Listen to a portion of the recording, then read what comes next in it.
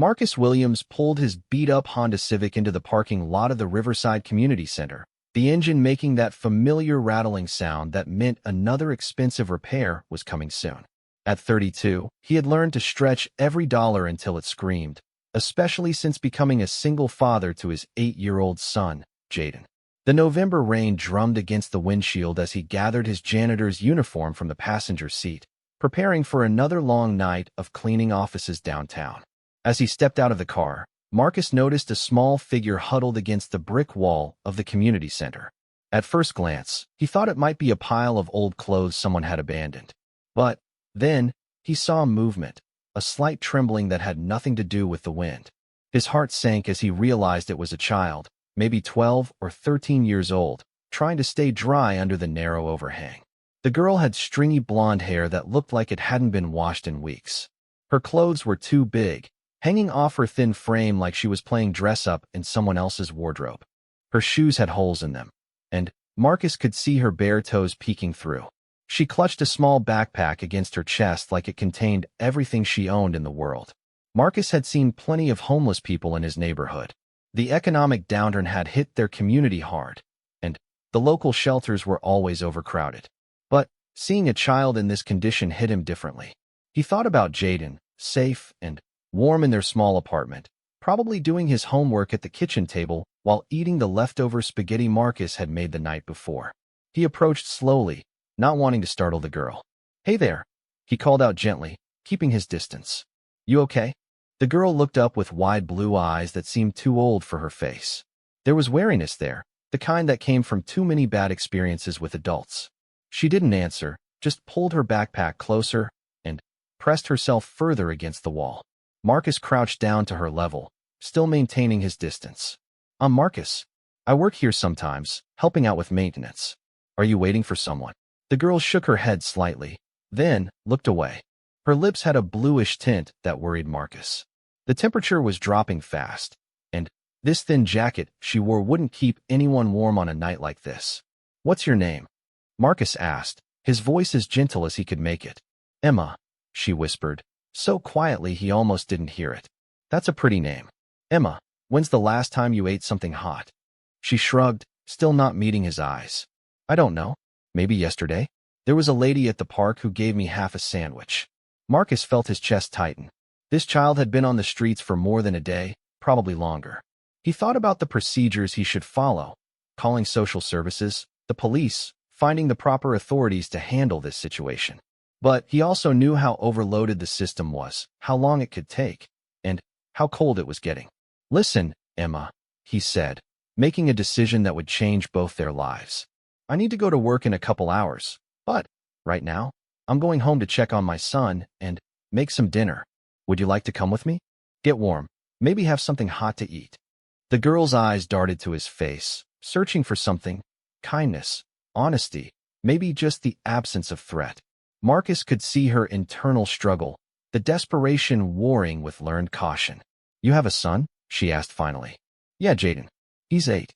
Good kid, loves basketball and dinosaurs. He'd probably like meeting you." Emma considered this for a long moment. Marcus could practically see her weighing her options: stay here in the cold and rain, or take a chance on this stranger who seemed kind but could be anyone. "I don't have any money," she said finally. "I'm not asking for money, Emma. I'm asking if you'd like a warm meal and a safe place to spend the night. No strings attached. If you want to leave in the morning, you can leave." The rain picked up, and a gust of wind sent water spraying under the small overhang. Emma shivered violently, and that seemed to make up her mind. "Okay," she said, standing up carefully like her bones hurt. Marcus led her to his car, opening the passenger door for her. The interior wasn't much warmer, but at least it was dry. As he started the engine, he snuck glances at Emma in the rearview mirror. She sat perfectly still, hands folded in her lap, like she was afraid to touch anything. "So, Emma," Marcus said as they drove through the familiar streets of his neighborhood. "You from around here?" "Not really," she said vaguely. "I've been moving around a lot lately." Marcus noticed she didn't elaborate, and he didn't push. He'd learned from his own difficult childhood that sometimes people, especially kids, needed time before they were ready to share their stories. Their apartment building wasn't much to look at. 3 stories of weathered brick with fire escapes zigzagging up the front. But it was home, and it was safe. And right now, that's what mattered. Marcus led Emma up 2 flights of stairs, past Mrs. Rodriguez's apartment where the smell of garlic and cumin always made him hungry, and past the Johnson family's door where he could hear their toddler crying. "Daddy," Jaden called out as soon as Marcus opened their apartment door. The boy came running from the living room, a homework worksheet in one hand and a pencil in the other. He stopped short when he saw Emma standing behind his father. "Jaden, this is Emma," Marcus said, closing the door behind them. "She's going to have dinner with us tonight." Jaden looked Emma up and down with the blunt curiosity of an 8-year-old. "Are you homeless?" he asked directly. "Jaden," Marcus said sharply, but Emma actually smiled a little. "It's okay," she said. "Yeah, I guess I am." "That sucks," Jaden said matter-of-factly. "Are you hungry? Dad makes really good mac and cheese." "Well, it's from a box, but he puts extra butter in it." Emma's smile grew a little wider. "That sounds really good." Marcus showed Emma to the small bathroom so she could wash up while he started dinner. The apartment was modest, 2 bedrooms, 1 bathroom, a kitchen that was really just an extension of the living room. But it was clean and warm, and the walls were covered with Jaden's artwork and photos of better times. While the water boiled for pasta, Marcus called his supervisor at the cleaning company and made an excuse about a family emergency. He'd lose a night's pay, but some things were more important than money. He could pick up extra hours later in the week. Emma emerged from the bathroom looking slightly less waif-like, but still painfully thin.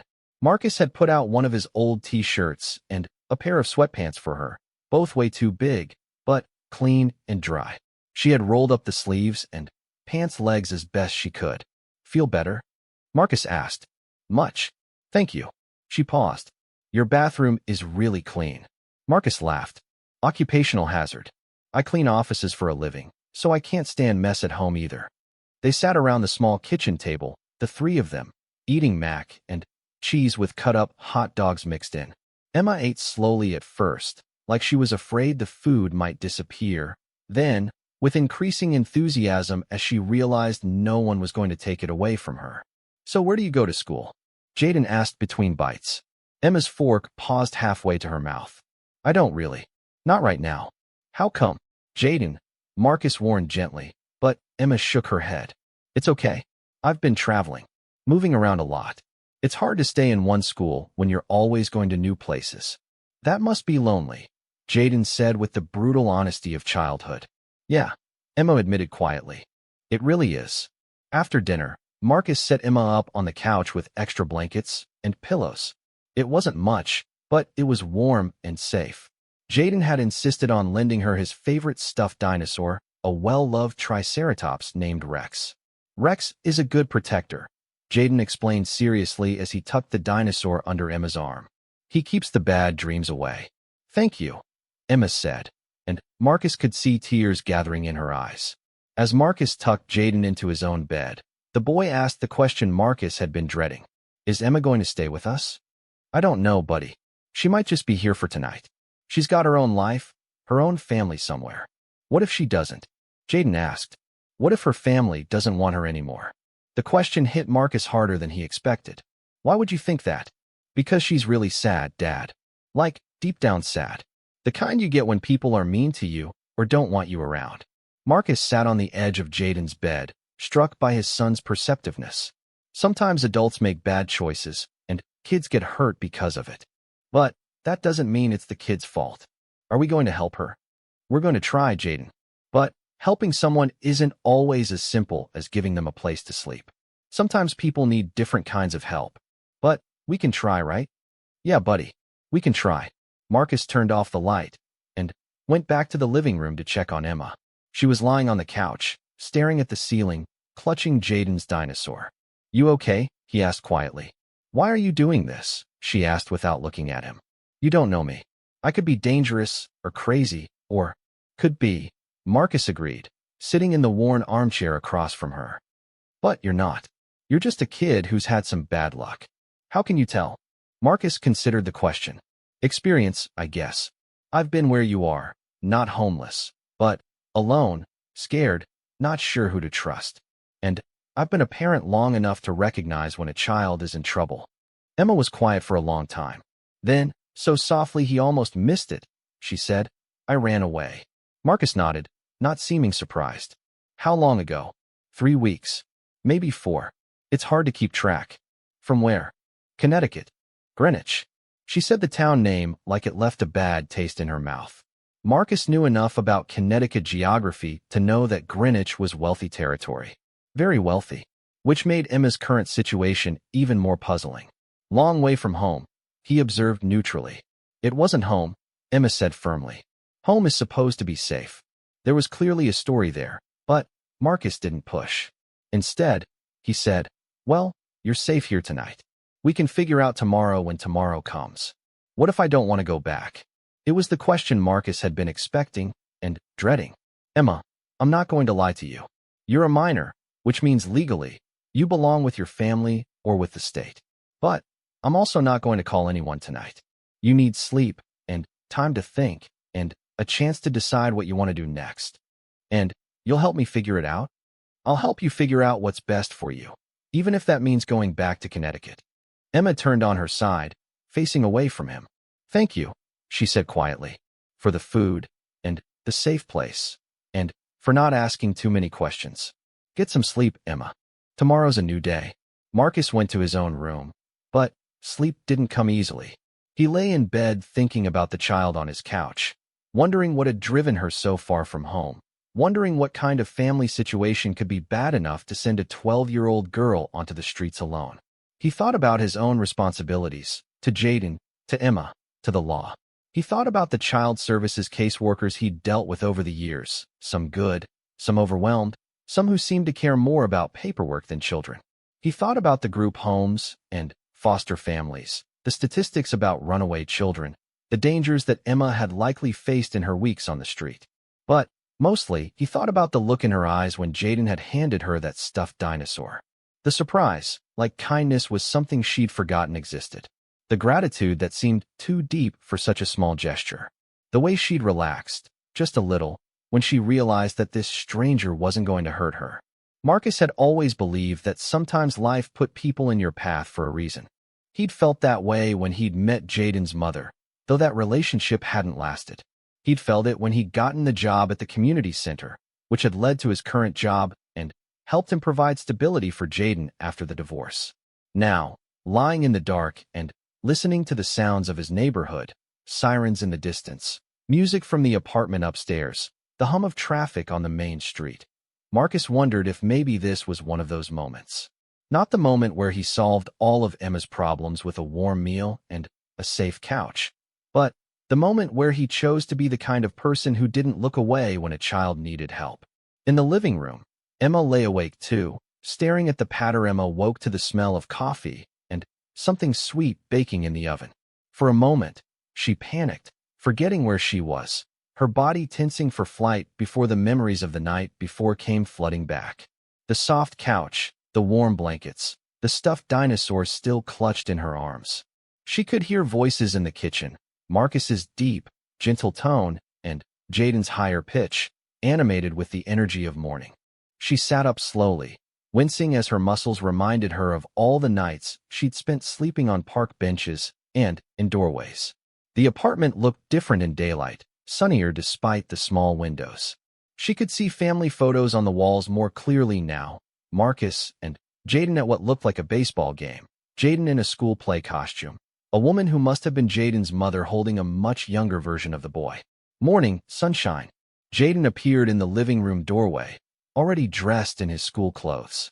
Dad made pancakes. Well, they're from a box, but he puts chocolate chips in them. Marcus appeared behind his son, holding a cup of coffee and looking more rested than Emma felt. How did you sleep? Better than I have in a long time, Emma admitted, and it was true. There are clean towels in the bathroom if you want to shower, Marcus said. And I found some clothes that might fit you better. They're Jaden's from when he was smaller, but they're clean. The shower was a luxury Emma hadn't experienced in weeks. Hot water, real soap, shampoo that made her hair feel like hair again instead of straw. When she emerged, she found clothes laid out on the bathroom counter. jeans that would be a little short, but would actually stay up, a long-sleeve shirt that wasn't swimming on her, even clean socks, and underwear still in packages from the store. When she entered the kitchen, Marcus was packing Jaden's lunch into a small cooler while Jaden finished his pancakes. "I gotta go to school," Jaden announced. "But Emma can come visit sometime, right, Dad? We have art class on Fridays, and Mrs. Peterson lets us bring guests sometimes." "We'll see," Marcus said diplomatically. He handed Emma a plate piled high with pancakes. "Bus comes in 10 minutes, Jaden. You got your homework in my backpack. Emma, you should see our school. It's pretty cool. We have a library with computers and everything." After Jaden left for school, the apartment felt quieter, but not uncomfortable. Emma ate her pancakes while Marcus cleaned up the kitchen, moving around the small space with practiced efficiency. "So," Marcus said finally, sitting across from her with his coffee, "we should probably talk." Emma's stomach tightened, but she nodded. She'd known this conversation was coming. "I need to know more about your situation, Emma. Not because I want to pry, but because I want to help you. And I can't do that if I don't understand what's really going on." Emma put down her fork and looked at her hands. "What do you want to know? Let's start simple. How old are you?" 13. "I'll be 14 in February." "What's your last name?" Emma hesitated. Her real last name would bring up too many questions, might even be recognized. "Johnson," she lied. Marcus nodded, though something in his expression suggested he might not entirely believe her. "And you said you're from Greenwich, Connecticut. That's a pretty wealthy area." "Yeah, Emma." Marcus's voice was gentle but firm. "I know you don't trust easily, and I understand why. But if I'm going to help you, I need to understand what you're running from. Are you in danger? Did someone hurt you?" The direct question hung in the air. Emma felt tears prick her eyes, but she blinked them back. Not the way you're thinking. Nobody hit me or touched me or anything like that." "Okay, that's good. But something happened that made you feel like you had to leave." Emma was quiet for a long time, staring at the half-eaten pancakes on her plate. Finally, she said, "Have you ever felt invisible? Like you could disappear, and it would take days for anyone to notice?" Marcus thought about his own childhood, about his mother who'd worked 3 jobs just to keep food on the table, about coming home to an empty apartment day after day. "Yeah," he said quietly. "I have. My parents, they're not bad people. They don't hit me or yell at me or anything like that. They just forget I exist sometimes. They're always traveling, always at some event or meeting or charity function. I have tutors instead of going to real school, and nannies who change every few months. And when my parents are home, they're so busy with their own lives that I might as well be furniture." She paused, struggling to find the words for feelings she'd never articulated before.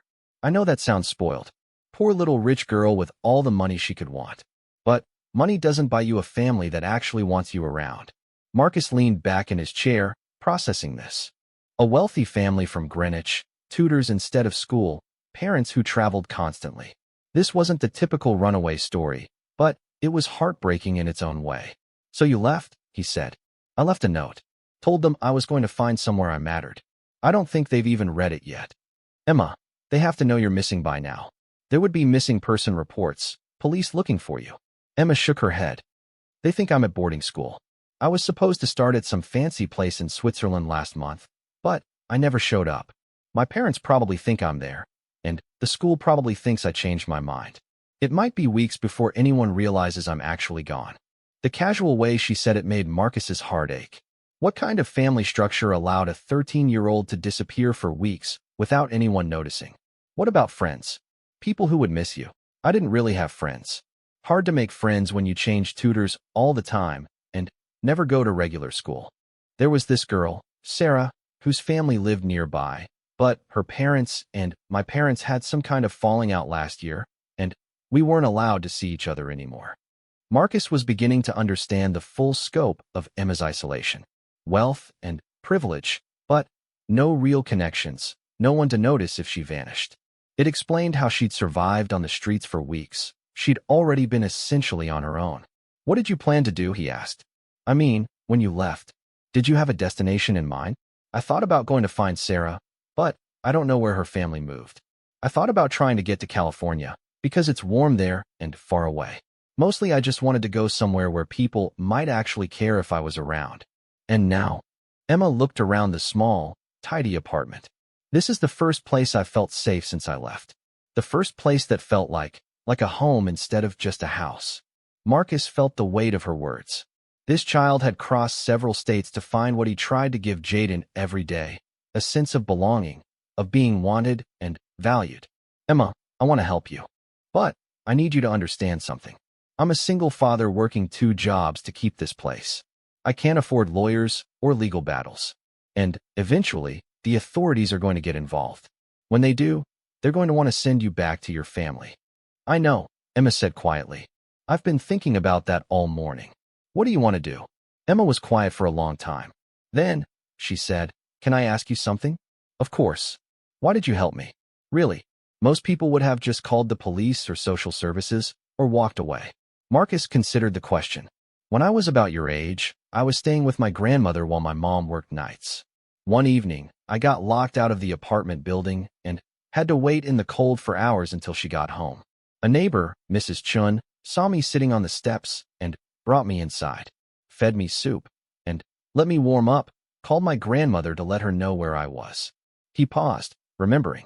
It wasn't a big deal to her, just basic human kindness. But it meant everything to me that night.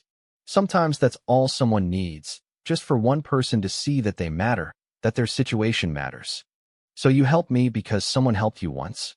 I helped you because you needed help, and I was in a position to give it. Everything else is just details. Emma smiled for the first time since she'd woken up. A real smile, not the careful, guarded expression she'd worn since Marcus first found her. I want to stay, she said finally. I know it's complicated, and I know it might not be possible, but I want to try to figure out a way to stay here, with you and Jaden. Marcus had been expecting this, but hearing it out loud still hit him hard. Emma, I know what you're going to say, that I'm not your responsibility, that you have your own life to worry about, that this is all too complicated. And you're right. But I'm asking anyway. It's not about whether I want to help you, Marcus said carefully.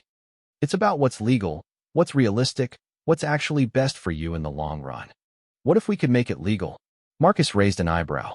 What do you mean? What if there was a way for me to stay here officially? Not just hiding out, but actually legally living here. Emma, that would require your parents to give up custody or for the state to remove you from their care. That's not something that happens easily or quickly, but it could happen. Marcus sighed. Theoretically, yes, but it would mean investigations, court hearings, social workers, lawyers. It would mean proving that your current situation is harmful to you, which might be hard to do when your parents aren't actually abusive. Neglect is a form of abuse, Emma said quietly. I looked it up once. The comment revealed so much. This child had been researching her own family situation, trying to understand why she felt so alone despite having every material advantage. It broke Marcus's heart.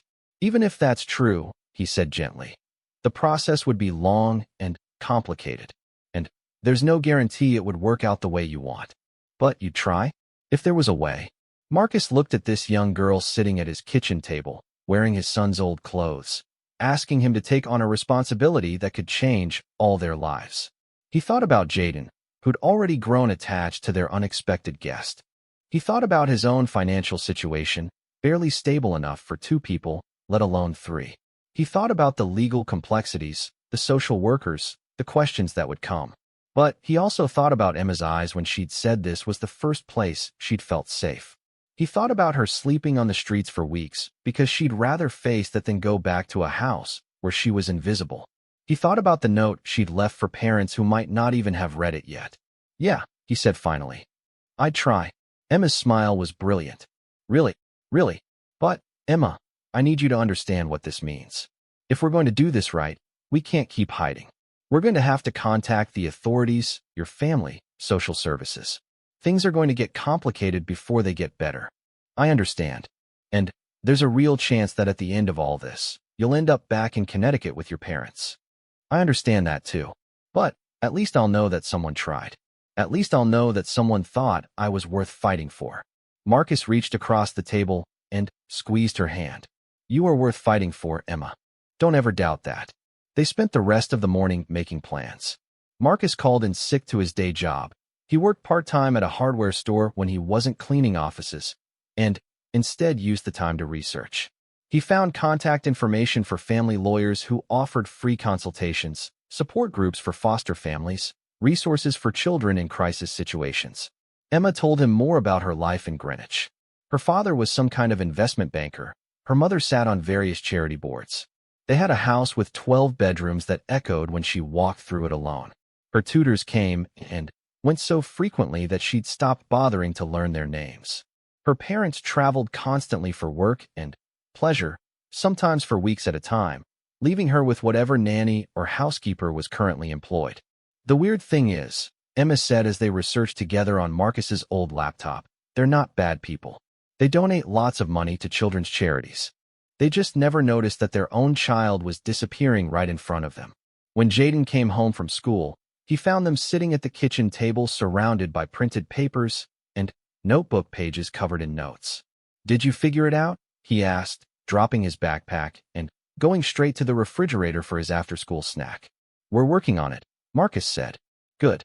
I told Tyler at school about Emma, and he said his cousin got adopted by his neighbor when his parents couldn't take care of him anymore. So it happens sometimes. It's a little more complicated than that," Marcus said. But he was touched by Jaden's matter-of-fact acceptance of the situation. "Are you going to live with us?" Jaden asked Emma directly. "I hope so," Emma said. "If we can figure out how to make it work." "Cool. We can share Rex." He held up the stuffed dinosaur that Emma had returned that morning. "He's good at protecting two people." That evening, after Jaden was in bed, Marcus and Emma sat in the living room making their final plans. "Tomorrow, I'm going to call a lawyer," Marcus said. "Get some professional advice about how to proceed. And, Emma, I think you should consider calling your parents." Emma tensed. "What if they just demand that I come home immediately? Then, at least they'll know you're safe. And it might help our case if we can show that we tried to do the right thing from the beginning." Emma was quiet for a long time. "Okay," she said finally. "I'll call them. But not until after you talk to the lawyer." "Fair enough, Marcus," Emma said as he was getting ready to go to bed. The family law office of Patricia Santos was located in a strip mall between a dry cleaner and a tax preparation service. Marcus had chosen her because she offered free initial consultations and had good reviews online for handling difficult family cases. As he and Emma sat in the small waiting room, surrounded by motivational posters and well-worn magazines, Marcus wondered if he was in over his head. Emma fidgeted with the sleeves of her borrowed jacket, nervous about making their situation official. For 3 days, she'd been living in Marcus's apartment, helping with household chores, doing the homework that Marcus had bought for her from the local middle school curriculum, and bonding with Jaden over video games and movies. It had felt like playing house, like pretending to be a real family. Now they were about to face reality.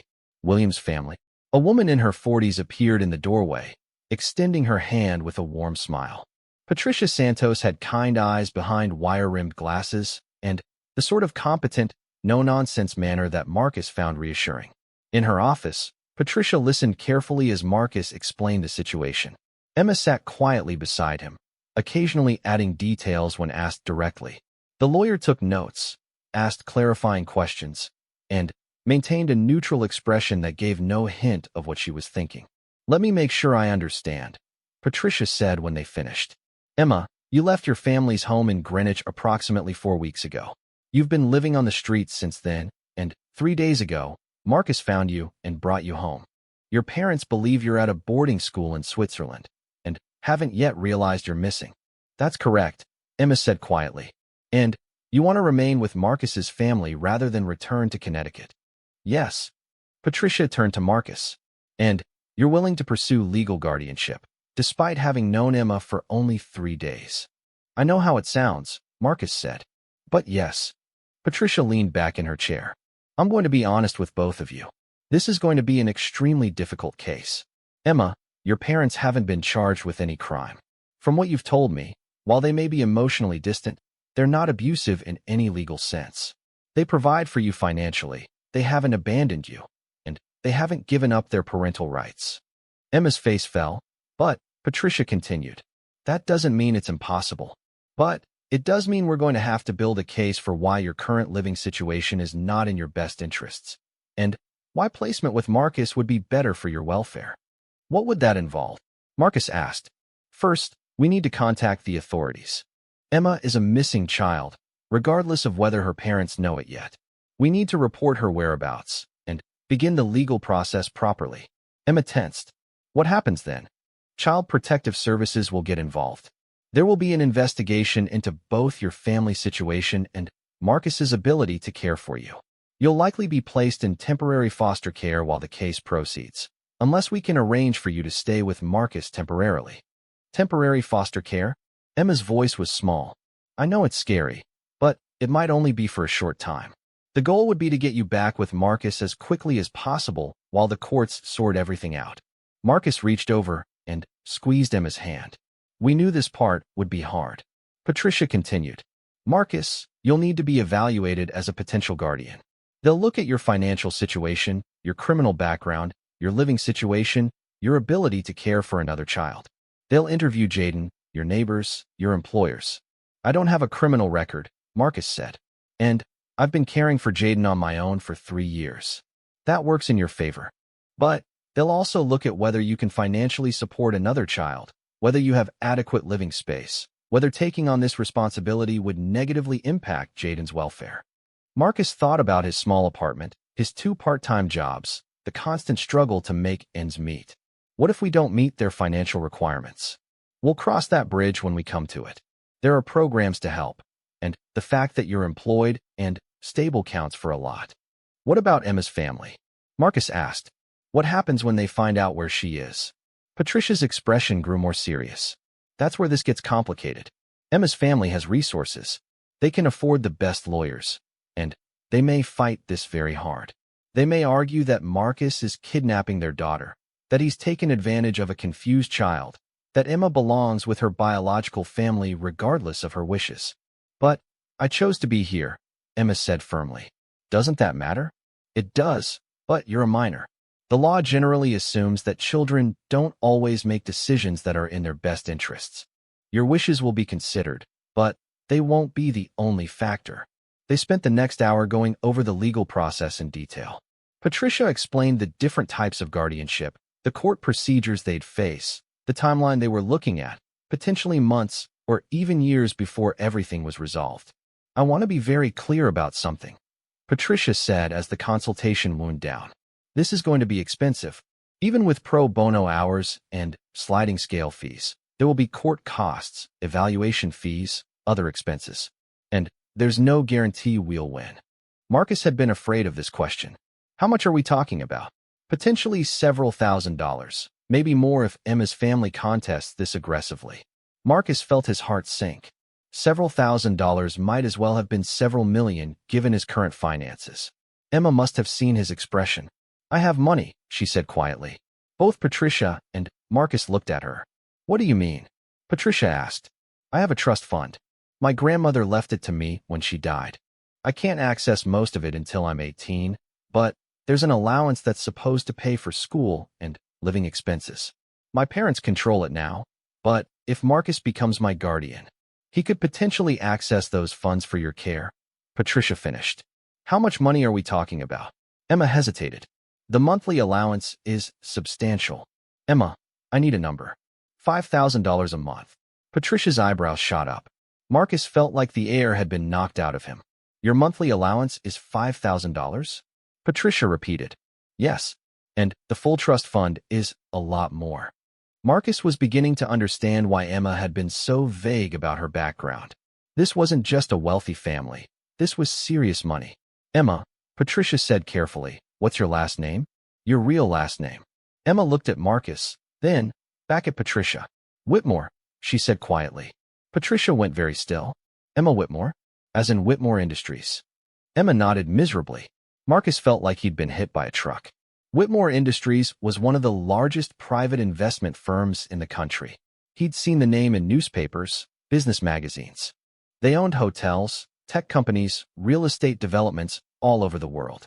Your father is Richard Whitmore? Patricia asked. Yes. The lawyer sat back in her chair, clearly recalculating everything. Emma, Your family doesn't just have resources. Your family has the kind of resources that by politicians and judges.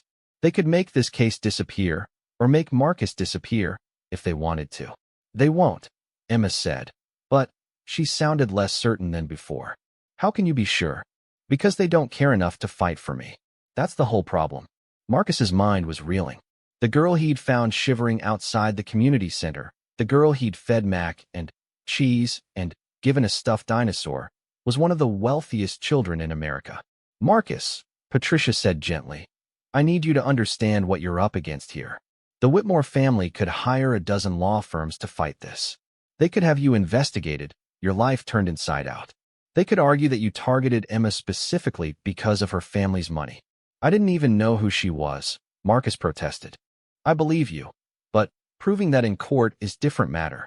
Emma was crying now, silent tears streaming down her face. I'm sorry, she whispered. I should have told you. I was so scared that if you knew, you'd treat me differently. Or you'd think I was lying, or trying to trick you, or... Marcus moved his chair closer to hers and put an arm around her shoulders. Hey, it's okay. I'm not angry that you didn't tell me. Aren't you? Emma looked up at him with red-rimmed eyes. Now you know that my parents aren't just distant. They're Richard and Margaret Whitmore. Now you know that helping me means going up against some of the most powerful people in the country. Marcus was quiet for a long moment, processing everything. Then, he said, Emma, what's your favorite thing about living with Jaden and me? The question surprised her. What? Just answer the question. Emma thought. I guess it's the way Jaden talks to me. Like I'm just a normal kid, not someone special or important. And the way you ask me what I want for dinner, like my opinion actually matters. And how we all watch movies together on the couch, and nobody's checking their phone or talking about work. And how does that change now that I know your last name is Whitmore instead of Johnson? Emma stared at him. It doesn't. Exactly. You're still the same kid who was cold and hungry and needed help. You're still the same kid who makes Jaden laugh and helps with dishes and beats me at board games. Your family having money doesn't change who you are. But it changes everything else, Emma said. It makes this impossible. Marcus looked at Patricia. Does it make it impossible? The lawyer was quiet for a long time. It makes it much harder. But, Emma, you said something interesting. You said your parents don't care enough to fight for you. Is that really true? I think so. I mean, they haven't even noticed I'm gone yet. But when they do notice, when they find out you've been living with Marcus, how do you think they'll react? Emma considered this. They'll be embarrassed. It'll look bad for them, having their daughter run away and live with no offense, Marcus. None taken. They'll want me back because it's the proper thing, not because they actually miss me. They'll want to control the narrative, make it seem like I was kidnapped or tricked or something. So they will fight, Patricia said. They'll hire lawyers and throw money at the problem until it goes away, Emma agreed. But they won't fight because they love me. They'll fight because they're supposed to. Marcus stood up and walked to the window, looking out at the parking lot where his beat-up Honda sat next to Patricia's sensible sedan and Emma's borrowed future. What if we don't fight them directly? He said finally. What do you mean? Patricia asked. Marcus turned back to them. What if instead of trying to take Emma away from her parents, we try to prove that her parents don't want her? Explain. Emma says they haven't even noticed she's been gone for a month. What if we document that? What if we contact them now, tell them where she is, and see how long it takes them to respond? See if they even bother to come get her, or if they just send lawyers and assistants? Patricia looked intrigued. That's actually not a bad strategy. If we can demonstrate a pattern of neglect, of emotional abandonment. We call them today, Marcus continued. We tell them Emma is safe and where she is. We invite them to come discuss her future. And then we document their response. And if they come immediately and demand her back, Emma asked, then we'll deal with that. But, Emma, you know your parents better than we do. Do you really think they'll drop everything and rush down here? Emma was quiet for a long moment. No, she said finally. They'll probably send their assistant to arrange for someone to pick me up. They might not even call me directly. Then, we document that too, Marcus said. We build a case not for why you should be with me, but for why they've already given up their right to be your family. Patricia nodded slowly. It's risky, but it might work. And It has the advantage of putting the burden of proof on them instead of us. What do you mean? Instead of us having to prove that Marcus would be a better guardian, they'd have to prove that they're adequate parents. Given their resources, that should be easy for them. But if they don't even try, then we show the court that they care more about their reputation than their daughter, Marcus finished. Emma looked between them. You really think this could work? I think it's the best shot we have, Patricia said. But, Emma, you need to understand that this strategy relies on your parents reacting the way you expect them to. If you're wrong about them, if they actually do care more than you think. They don't, Emma said with certainty that broke Marcus's heart. Trust me on this one. Patricia gathered her papers. All right, here's what we're going to do. First, we contact Child Protective Services and report Emma's situation. We explain that she's safe and cared for, and we request that she be allowed to remain with Marcus pending investigation. Will they agree to that? Marcus asked. Maybe. The fact that she's been with you for several days without incident works in our favor. And if we present this as Emma needing stability during a difficult time, they might allow it temporarily. Then what? Then, we contact Emma's parents. We do it officially, through their lawyers if they have them, or directly if they don't. We inform them of Emma's whereabouts and well-being, and we invite them to discuss her future care. And then, we wait, Emma said. And then, we document everything, Patricia corrected. Every phone call, every email, every response, or lack thereof. We're building a case from day one. As they prepared to leave, Patricia had one final warning. I want you both to understand something. This is going to get worse before it gets better. Once we start this process, there's no going back. Emma's family is going to find out exactly who Marcus is, where he lives, what he does for work. They're going to investigate him, probably hire private investigators, maybe try to dig up dirt. Marcus, your life is about to be turned upside down. Is that supposed to scare me? Marcus asked. It's supposed to prepare you. Marcus looked at Emma, who was staring at the floor with worry written all over her face. Emma, he said gently, look at me. She raised her eyes to his. I made you a promise that I'd fight for you. That promise doesn't change because your family has money. It doesn't change because this is going to be hard. And it doesn't change because they might make my life difficult. But what about Jaden? What if this affects him? What if I'm putting your family in danger just by being here? Marcus knelt down in front of her chair, so they were at eye level. Emma, do you remember what Jaden said about Rex the dinosaur? That he's good at protecting people? Emma nodded. The phone call to the Whitmore family took place on a Tuesday afternoon, exactly 1 week after Marcus had first found Emma outside the community center. Patricia Santos had spent the morning coaching them on what to say and what to expect. Emma sat on Marcus's couch, her hands trembling as she dialed the number to her family's Connecticut estate. The phone rang 3 times before a crisp, professional voice answered. Whitmore residence, this is Helen speaking. Hi Helen, it's Emma. There was a pause, long enough that Emma wondered if the connection had dropped. Then, Miss Emma, where are you calling from? The school said you never arrived in Switzerland. Emma's face fell slightly. Even the housekeeper knew she was supposed to be at boarding school. I'm not at the school, Helen. I'm in New Jersey. I need to speak with my parents. They're both traveling, dear. Your father is in Hong Kong for business, and your mother is in Paris for the charity auction. They won't be back until next week. Emma looked at Marcus, who nodded encouragingly. Helen, I need you to give them a message. Tell them I'm safe, but I'm not coming home right now. I'm staying with a family that actually wants me around. Miss Emma, I don't understand. Are you in some kind of trouble? No trouble. Just, I found a real family, Helen.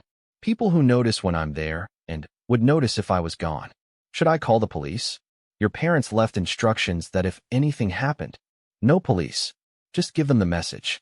Tell them I'm with the Williams family in Newark, and if they want to talk to me, they can call this number.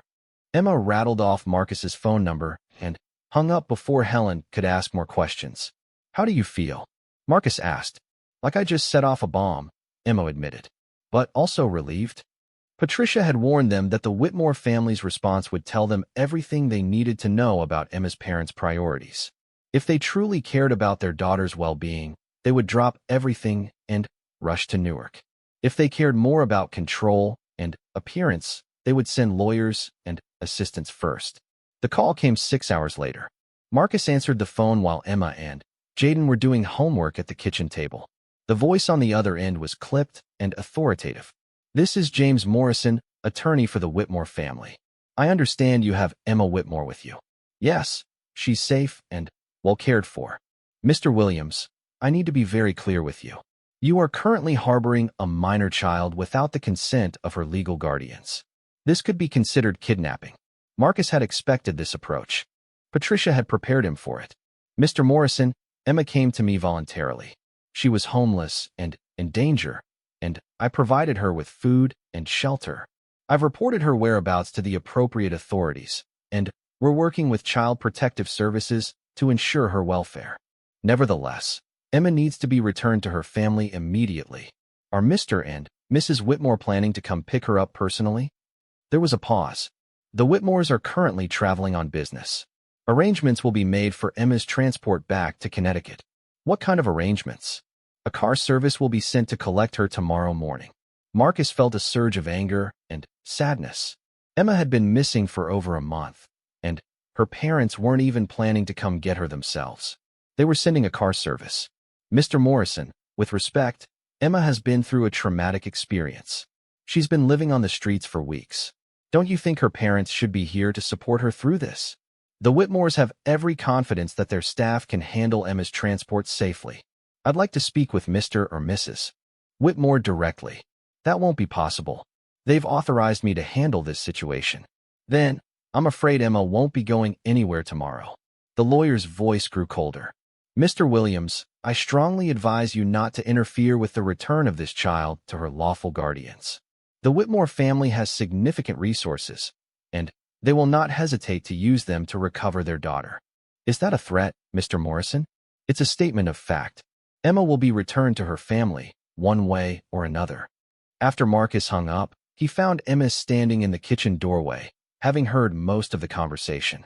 "They're not coming, are they?" she asked quietly. "No, they're not." Emma nodded, her face carefully blank. "They're sending James Morrison instead. He's handled family problems before." "What kind of problems?" "When my cousin Michael got arrested for drunk driving, James made it go away. When my Aunt Caroline got divorced and wanted too much money, James handled the negotiations. When my grandfather's business partner tried to sue the family, James took care of it. So you're a problem to be handled." "I always have been." Marcus pulled out his phone and called Patricia. She answered on the second ring. "They're sending a lawyer and a car service," he reported. "No sign that either parent is planning to come personally." "Perfect," Patricia said, and Marcus could hear the satisfaction in her voice. "Did you record the conversation?"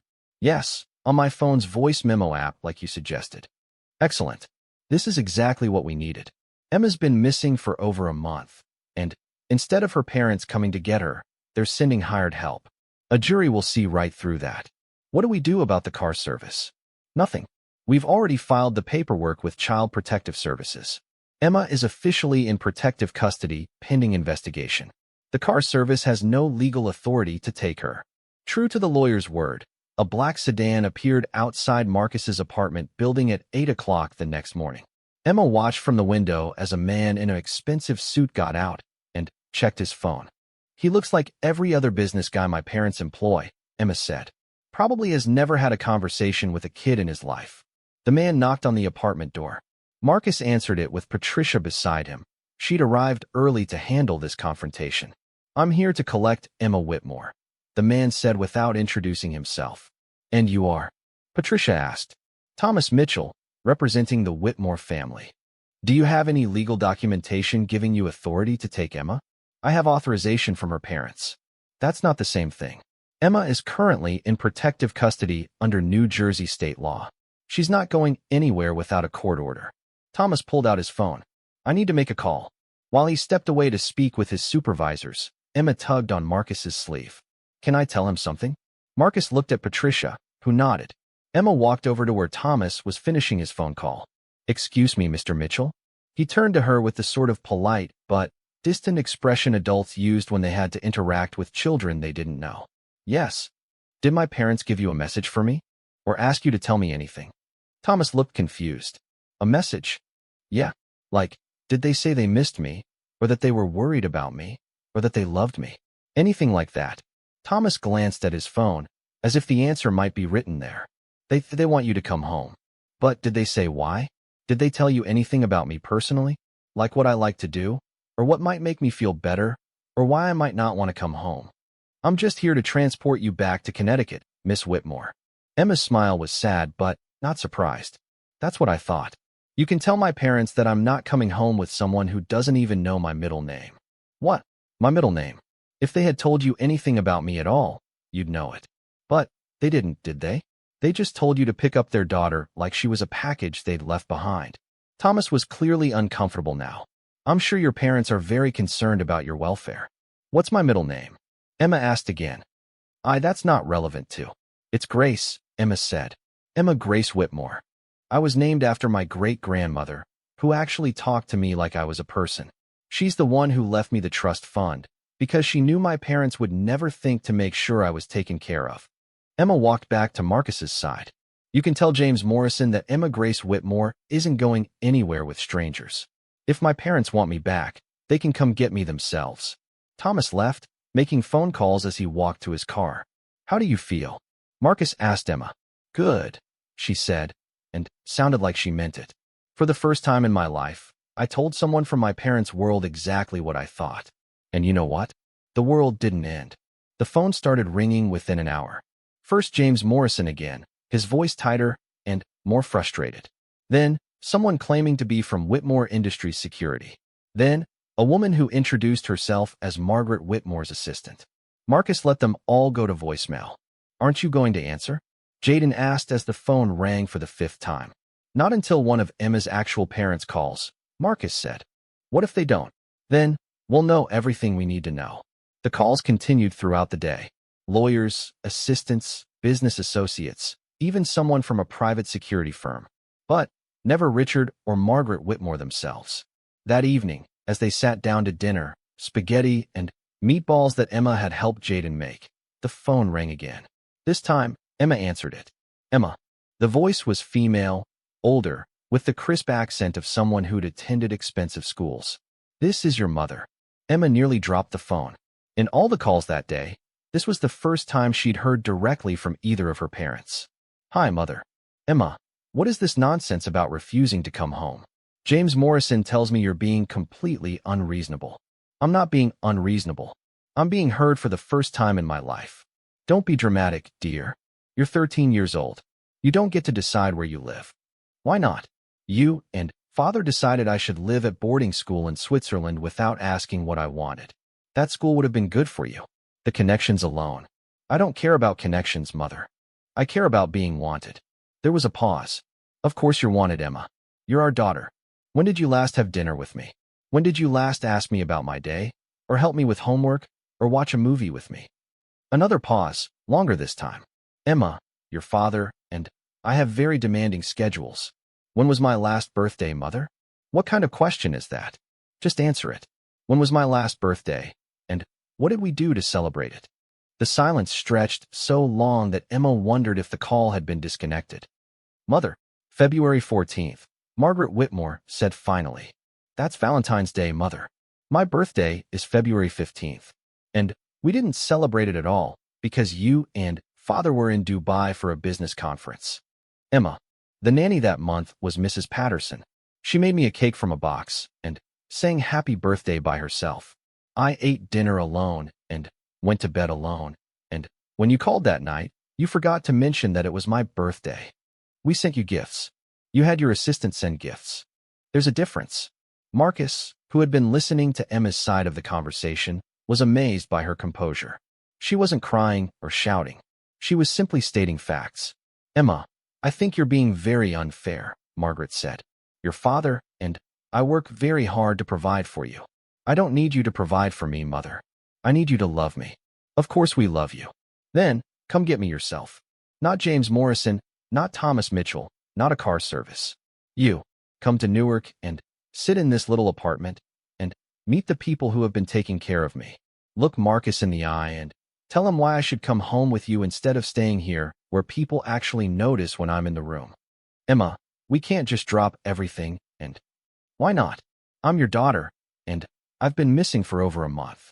If Jaden was missing for an hour, Marcus would move heaven and earth to find him.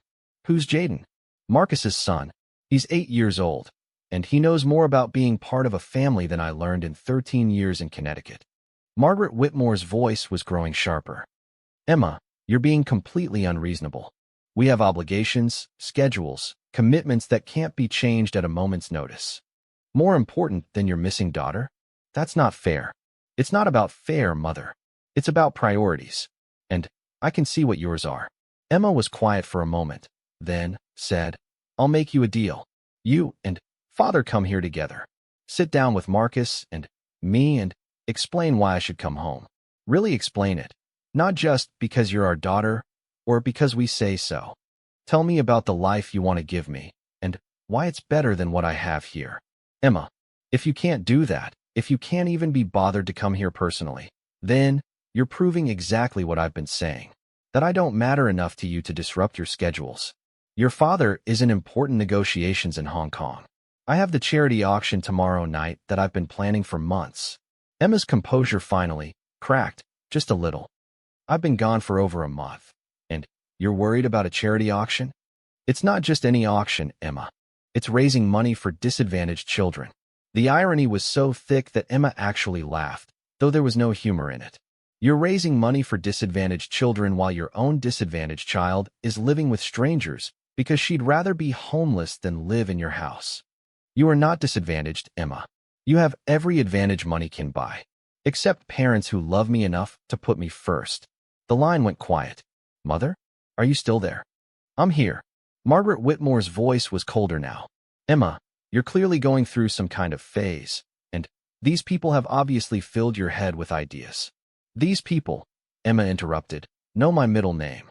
They know what I like to eat, and what makes me laugh, and what I want to be when I grow up. They've known me for a week, and they know more about me than you do. That's enough, Emma. You're right. It is enough. Call me back when you decide I'm more important than your schedules. Emma hung up. 3 weeks later, Marcus stood in the hallway of the Essex County Family Court, adjusting his tie for the 4th time. He'd bought the suit at a thrift store, but Patricia had helped him pick out a decent shirt and tie that made him look more confident than he felt. Beside him, Emma wore a simple blue dress that Jaden's teacher had donated after hearing their story. The case had moved faster than anyone expected.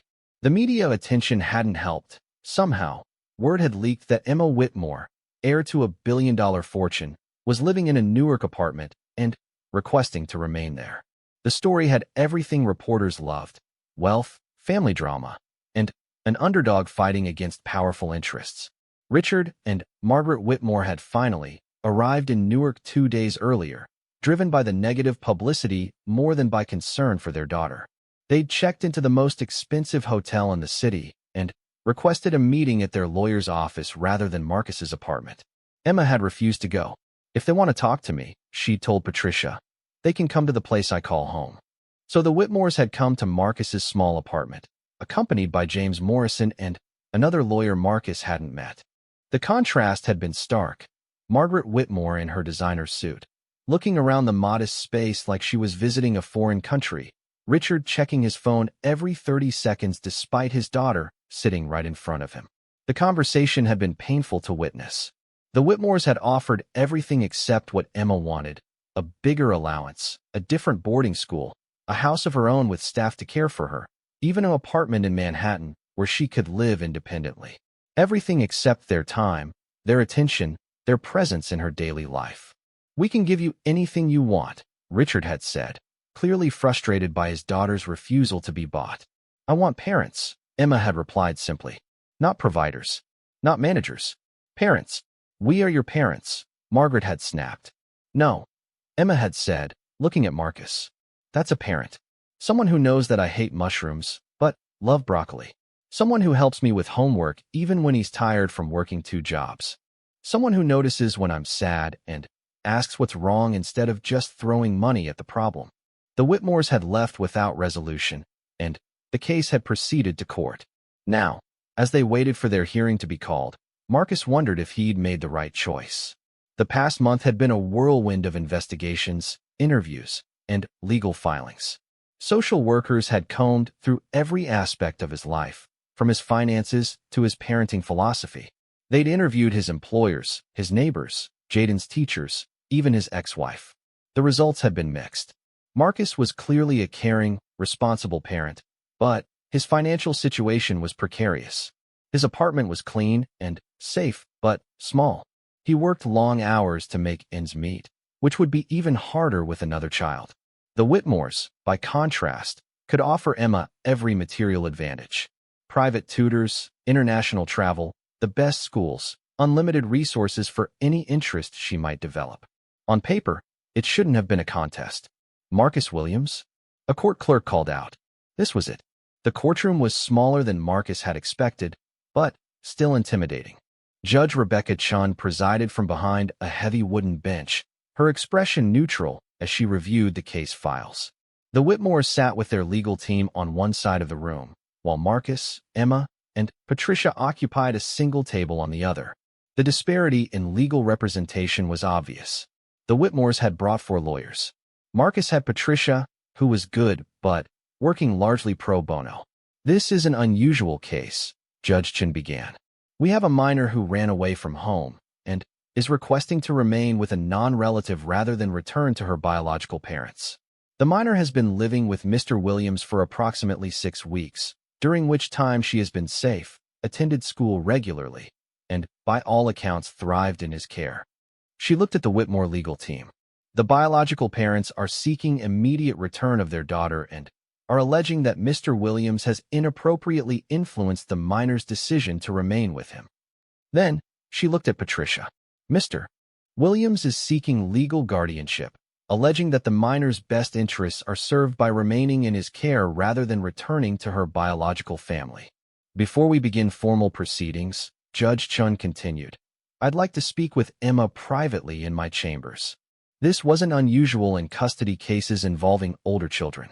Emma's wishes wouldn't be the deciding factor, but they would be considered. Emma was gone for nearly 30 minutes. When she returned, her eyes were red, but she looked composed. The hearing began with James Morrison presenting the Whitmore family's case. It was polished, professional, and devastating to Marcus's chances.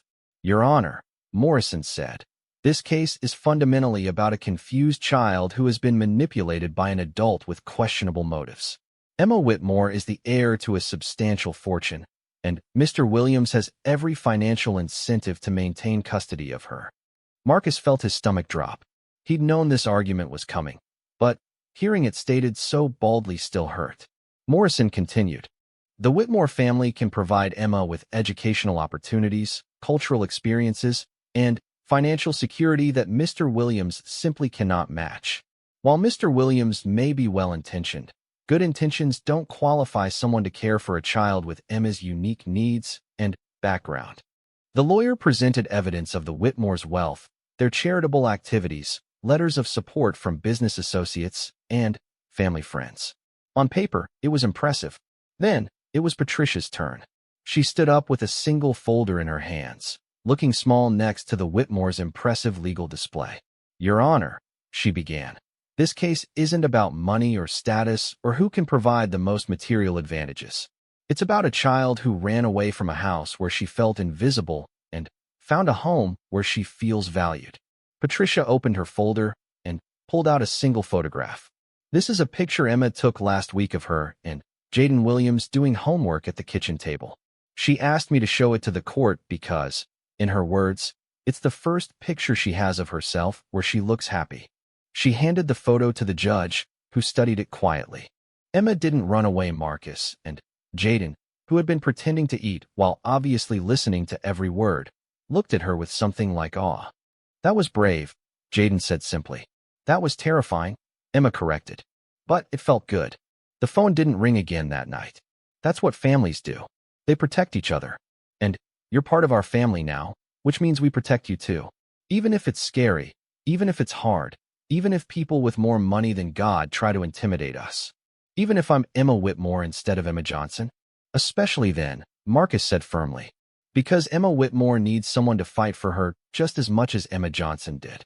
For the first time since her true identity had been revealed, Emma smiled. Okay, she said. Let's call my parents, and KU. Not just for letting me stay, but for listening to me, for believing that what I want matters. It does matter, Emma. You matter. And we're going to figure this out together. As Marcus fell asleep that night, he wondered what he'd gotten himself into. 24 hours ago, his life had been simple, predictable, manageable. Now he was planning to take on the legal guardianship of a runaway from one of the wealthiest zip codes in America, a child whose disappearance might not even have been noticed yet. But, as he drifted off to sleep, he thought about Emma's smile when he'd said he'd fight for her, and he knew he'd made the right choice. Some things were more important than simple. The streetlight made on the unfamiliar ceiling. The couch was more comfortable than anywhere she'd slept in weeks. The apartment was quiet in a way that felt peaceful instead of threatening. And, for the first time since she'd climbed out of her bedroom window in Greenwich 4 weeks ago, she felt something that might have been hope. She thought about Marcus, this man who'd brought her home without asking for anything in return, who'd fed her and given her clean clothes and treated her like a person instead of a problem. She thought about Jaden, with his easy smile and direct questions and generous heart.